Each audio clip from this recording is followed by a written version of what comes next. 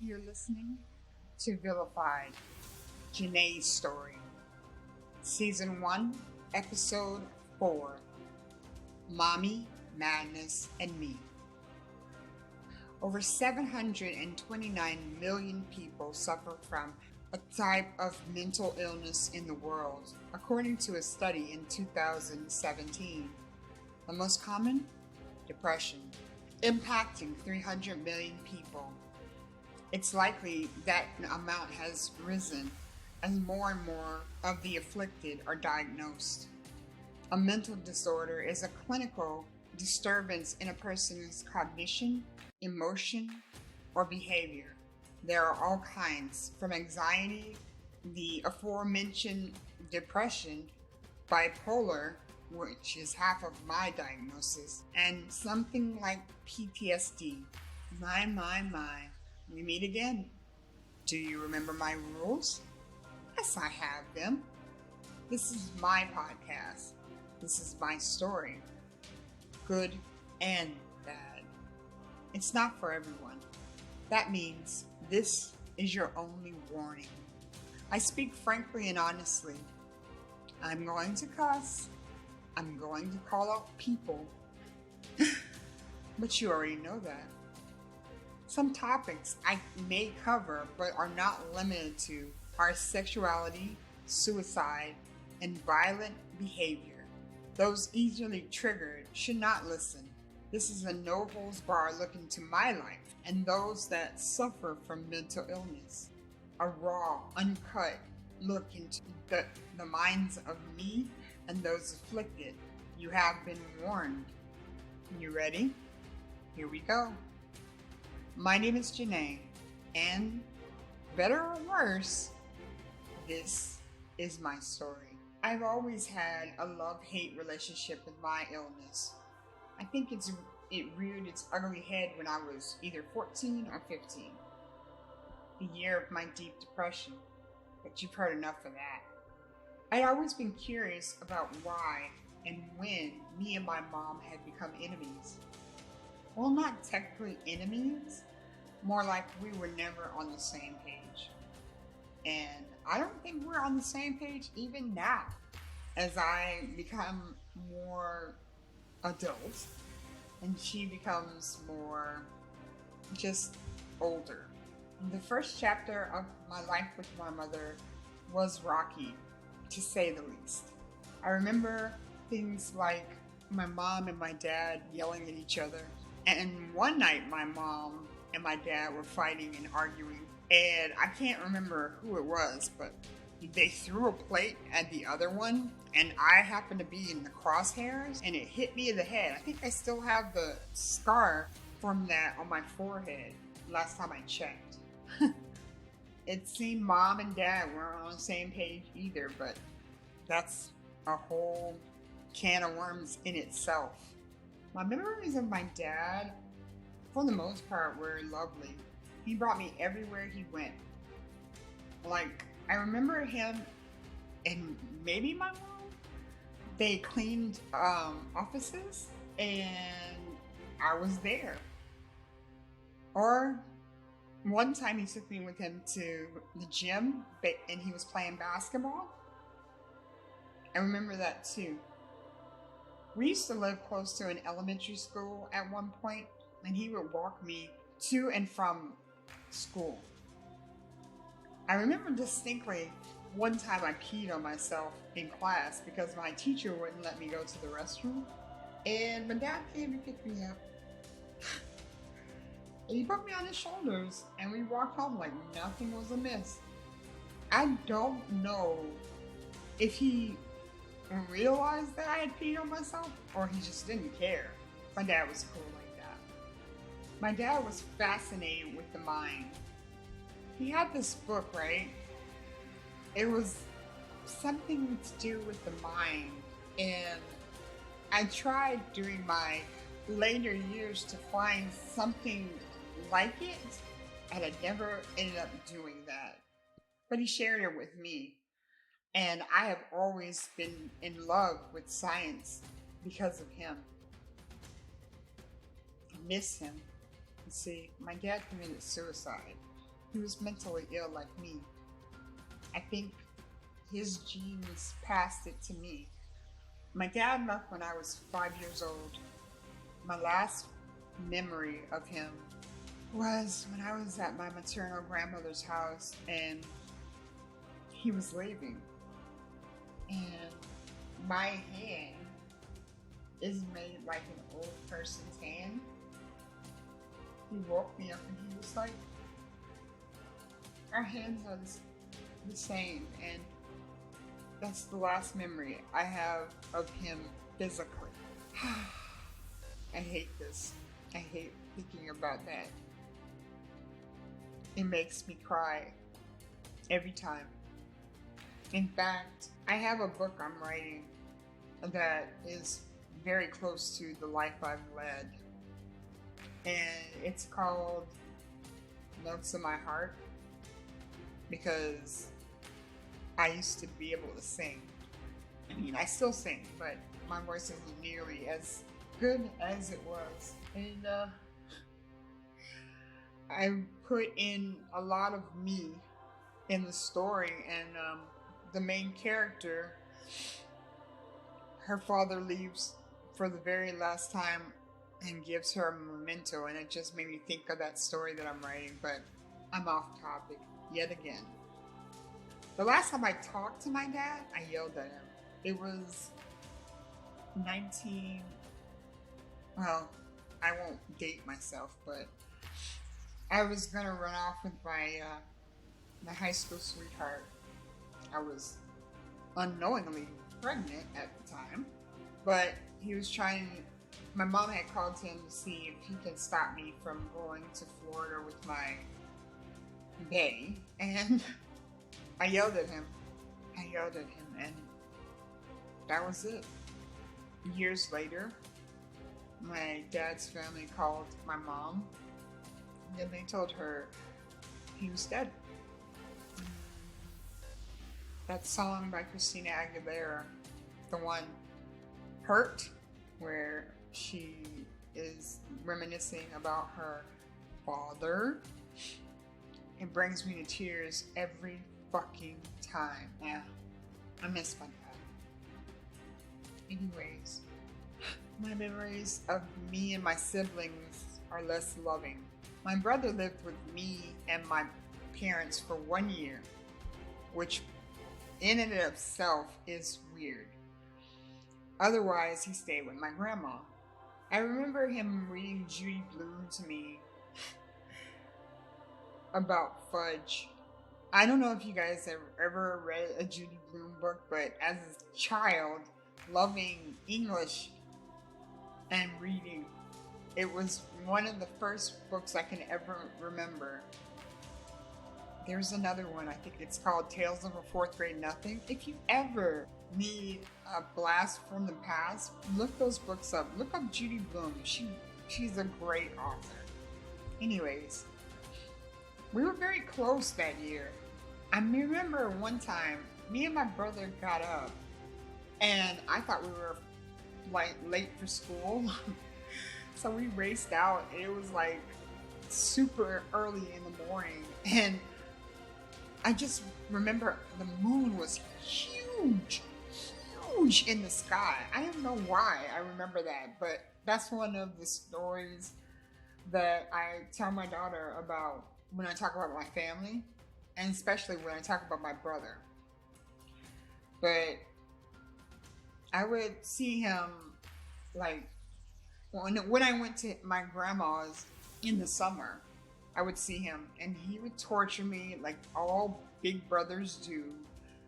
But it was pretty good. I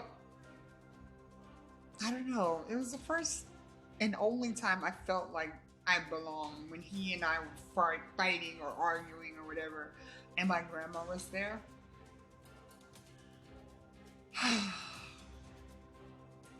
He would let me come into his room. Like, his room was off limits to just about everybody but my grandma. But he would let me come in there and we would talk about weird things. Like, for instance, we used to love to turn the volume down on a television show, and then we'll pick a character, and then we would talk for them, and we'd say the most off-ball. That's not a word. Off. No, that's not a word. Goofball stuff. We would just talk silly. We'd silly talk or whatever. But that was my experience and my memories of my brother. We grew apart as we aged, and I kind of stopped talking to him because, well, he said something to me that was due to my age, and he said I wasn't supposed to be doing it, and I stopped talking to him because nobody tells me what to do. So then there was my sister. She was a different beast in and of itself. My sister is 6 years younger than me. So, like, one year, my mom brought me to my grandma's house, and she just kind of left me there. I don't remember how old I was. I thought I was 8, but I just remember my mom left, and my dad left, and I just was at my grandma's house, and I didn't meet my sister until she was a little girl at the time when I met her. And because of that, I felt kind of like we were strangers. Okay, say this. If you're in a family for a long time, you're the only child in a family, and then you go away for a couple of years, come back, and there's this perfect stranger, and you're supposed to call them sister or brother or whatever. I mean, how would you feel about that? Yeah, it's kind of like that. When I met my sister, I was like, I just instantly felt jealousy and rage and disappointment, really. Why? My mother favored her more. In previous episodes, I mentioned that my mother always favors her. Even now, she still favors her. Like, for instance, my mom would throw my sister a party every year for her birthday. And I do not remember her throwing one for me. If she did, it was one that wasn't memorable at all. My mother has a photo album of my sister for every year as a child, and I don't have one. I thought my mom hated me, to be honest. I really did. I mean, the comparison was there. My mom, I don't know, it's just weird, They would take turns, like, making fun of me. As stupid as it sounds, it really hurt, and before I had my dad to protect me, but now you see why I turned into this hate-filled, sad person that had a black year, especially when my mom started having boyfriends. It was just a lot of hate, a lot of sorrow, and it swirled into a vortex. I remember one time my sister got on my lap, and then I don't know what came over me, but the hatred came out, and I pushed her off my lap. Now, as a child, you don't have those kind of thoughts of like murder or whatever. Well, at least I didn't. But I pushed her off my lap, and she hit her head on the TV on the corner. She had the biggest robin's egg on her forehead. I swear to God, I thought I was gonna die. I don't even know if my mom punished me for that, but yeah, that happened. That stimuli of open mocking and favoritism was so compacted over the years until me and my sister, we just went at it. All I remember is I kept sucker punching her, and yeah, it didn't amount to much because we're still here, so But yeah, that happened. My sister and I, we are completely estranged. Like we live in the same state, but we do not talk. And I don't know why anymore. Like my mom watches her kids and my son, and when my sister and I see each other, we say hello, but there's no emotion behind that hello. I honestly don't know what she feels about me or if she even likes me or whatever. I mean, we have conversations, but they're so sterile. You know what I mean? I felt the 1 year that I made up with her, ever the mediator, I made up with my sister 1 year and we hung and it was fun or whatever, but I just felt like I was kissing her ass the entire time just to have somebody to hang out with. I never felt a closeness with my sister or my brother. It was just I felt like an alien. I was the alien instead of my sister, you know? And you're not supposed to feel like that with your family. Not at fucking all. And none of my family mentioned me and my illness. I don't even know what they think of it, or if they think of it, you know? And it shouldn't be that way. Now, after the shit I was put through with my mom, obviously she didn't take my diagnosis well. When I told her I was getting Social Security disability, her response was priceless. She said, "Now you'll never get a job." What the fuck, Mom? I spent my entire life seeking validation from her and I never got it. She never said she was proud of me. The closest she came was when I was on the swim team in high school. She kept a newspaper clipping of my win where they misspelled my name. And that was it. Maybe I was asking too much for her to come to one of my meets. Maybe that was too much. I mean, she was working odd hours at work, but she didn't make it to any of them. And I asked. I would tell her, I'm going to swim this weekend. Can you come or whatever? And nothing. I remember always being sad when I would go to swim meets because everybody would have their family cheering for them, and I would have nothing. The only support I've ever had when my illness came about was my daughter. I asked her some questions before I did this podcast because I just wanted to know. I wanted to know from her point of view some things. So I asked her, what it was like living with me as a child. And she told me it wasn't bad, but she thought that I was more of her friend than her mother. And that kind of sucked, which it's just sad. But she told me she was never afraid of me other than coming home to find me dead. And when I was being a guinea pig at the clinics I went to, I had lots of bouts with depression, so I know exactly what she's talking about. And I told you last week that I made a new friend. Her name is G.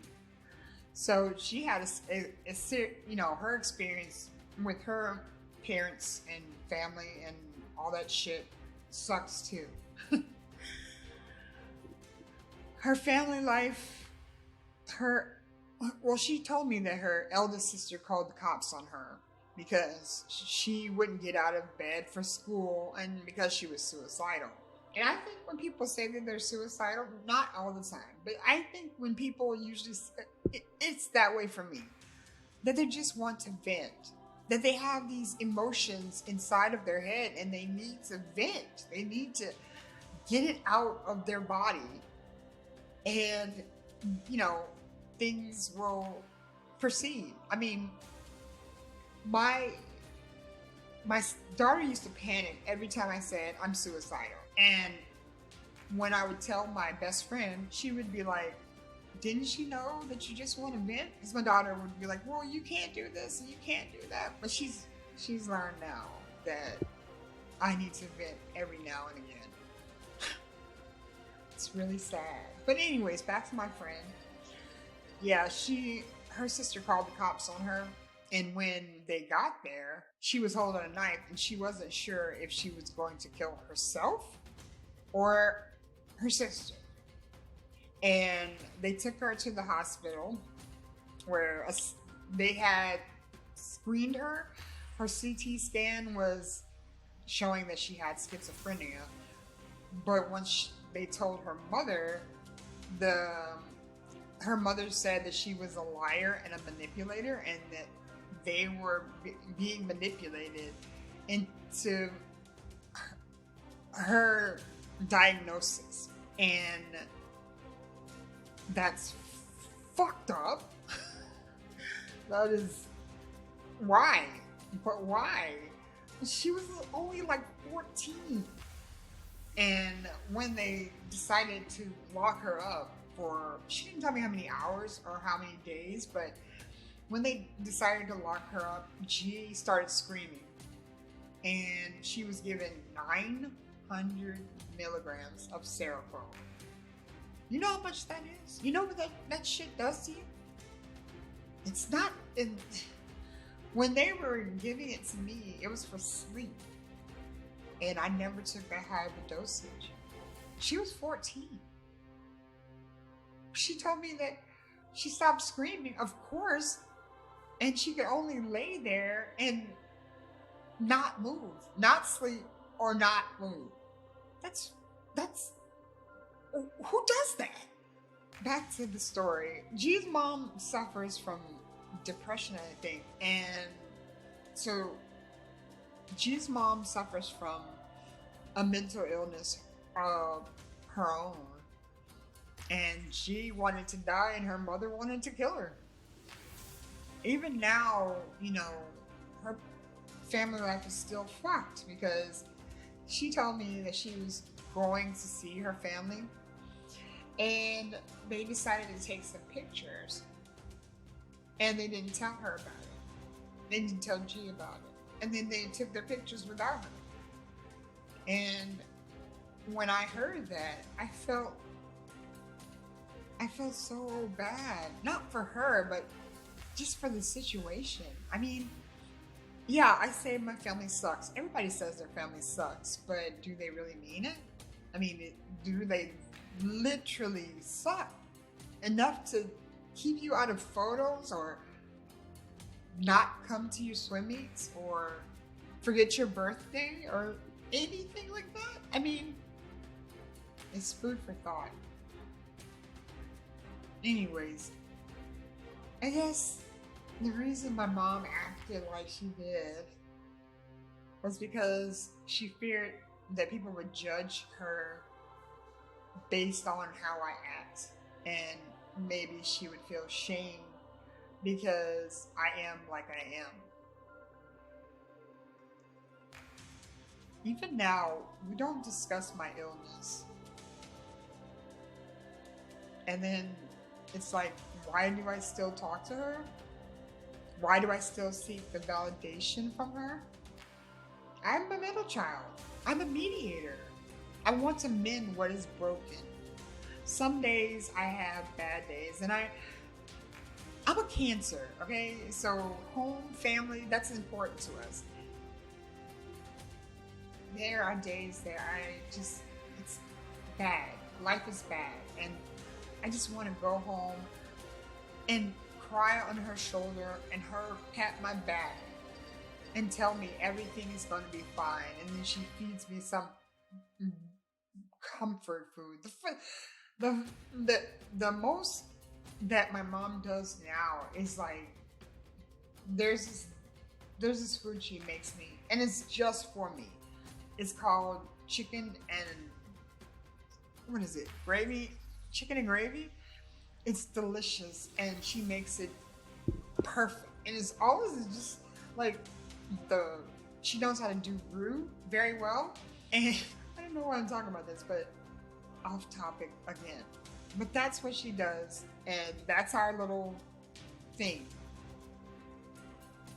I get sad. She makes me the chicken and gravy, and that's how we live. I mean, we don't even hug. Who doesn't hug? I mean, that was one of the reasons why when I went to that church, I didn't know how to hug the people. I hadn't received a hug from my mom since I was like 5. And I'm not 5. I'm far from 5. Because I was alienated from my family, I sought out other families I could be introduced to and be welcomed into.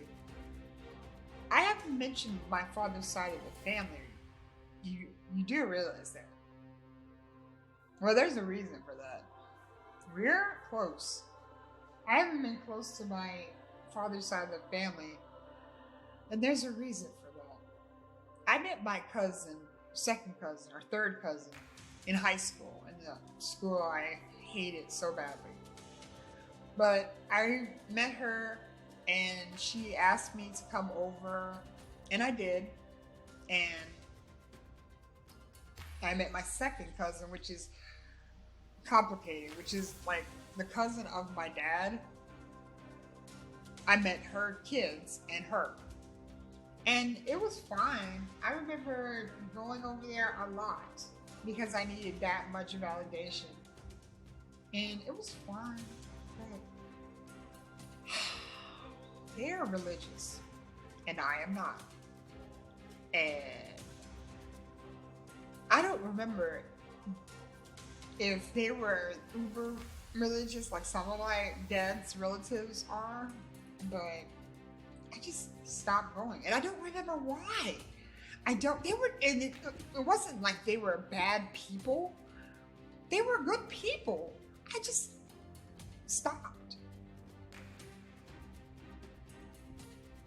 and I don't know why.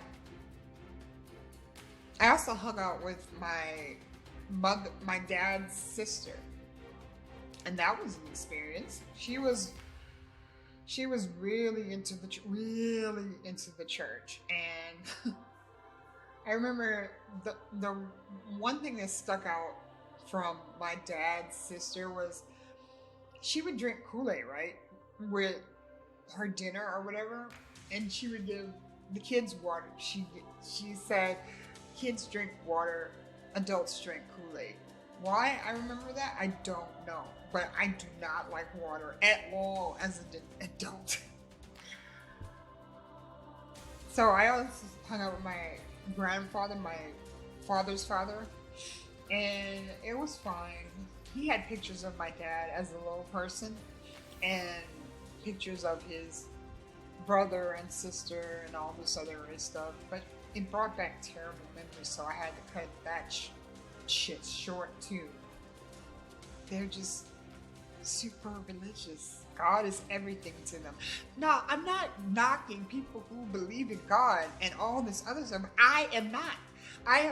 Was not, put into the church, and I told you guys about the whole never feeling God's gift or God's glory or God's anything.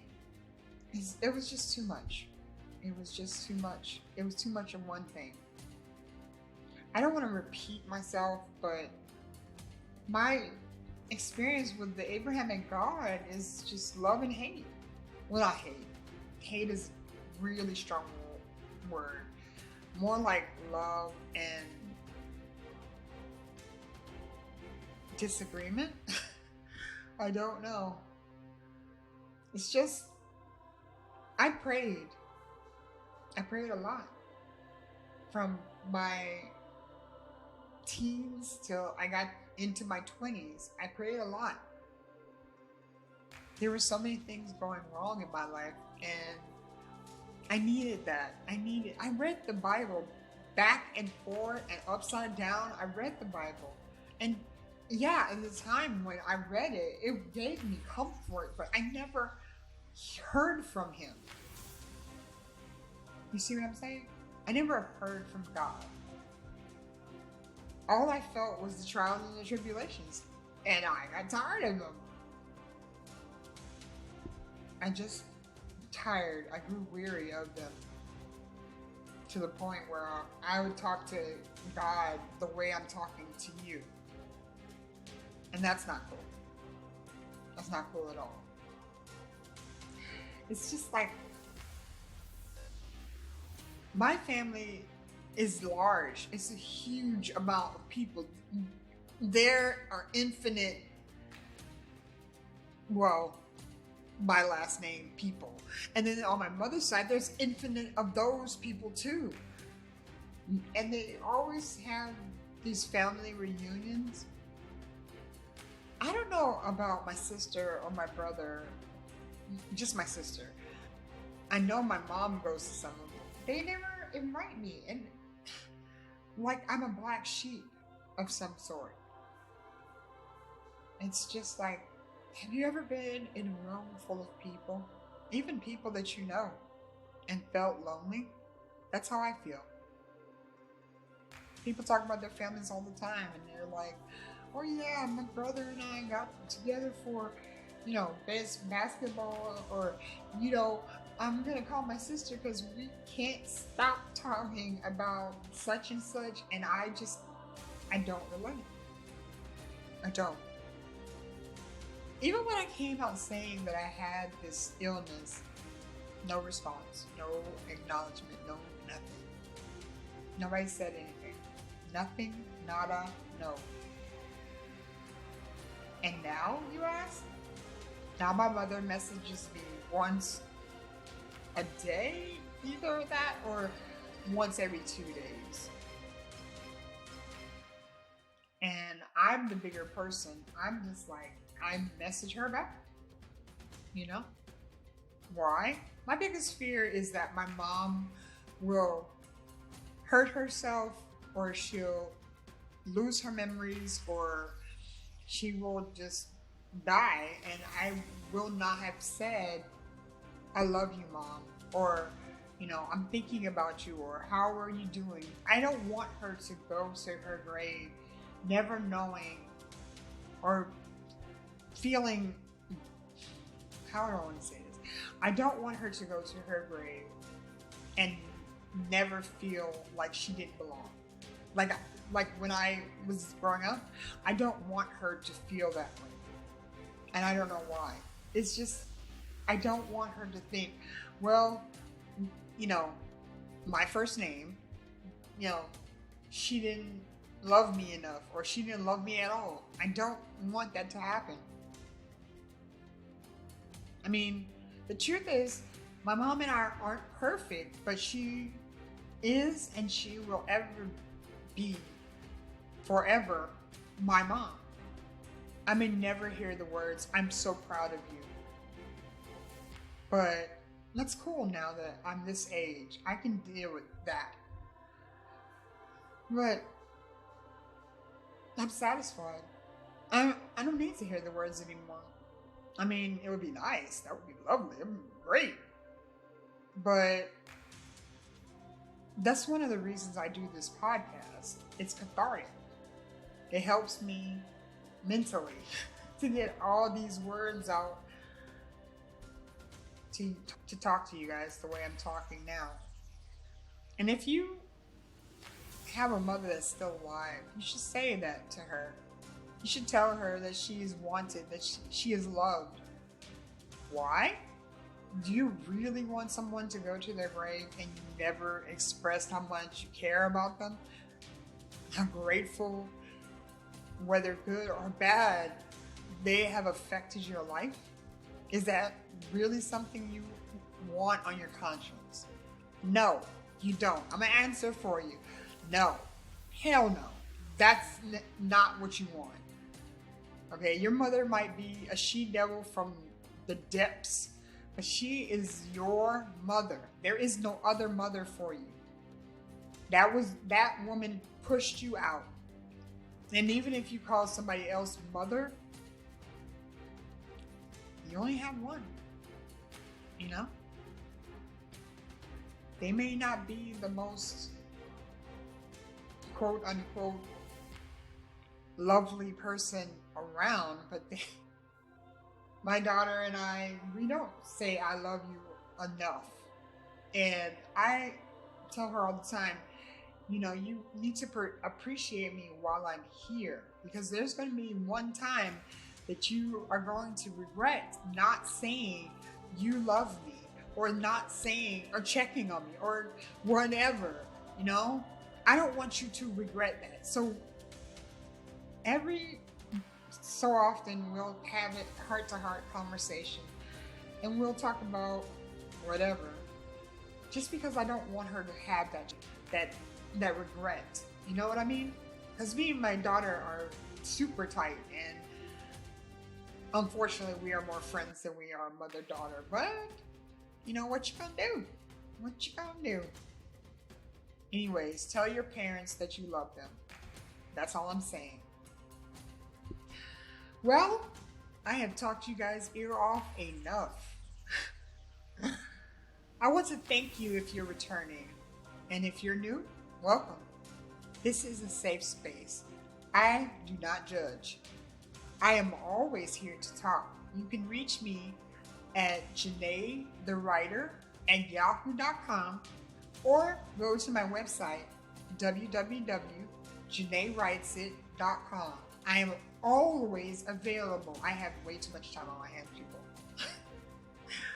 And if you love the sound of my 15-year-old boy going through puberty cracks and want something lighter to listen to, you can go to my podcast where I talk about everything writing. It's called How Not to Write with Janae. And it's pretty PG-13 over there. I maybe cuss like I didn't really cuss in this episode, but over there I stick to like damn, or maybe the occasional hell, but it's pretty much PG-13 over there.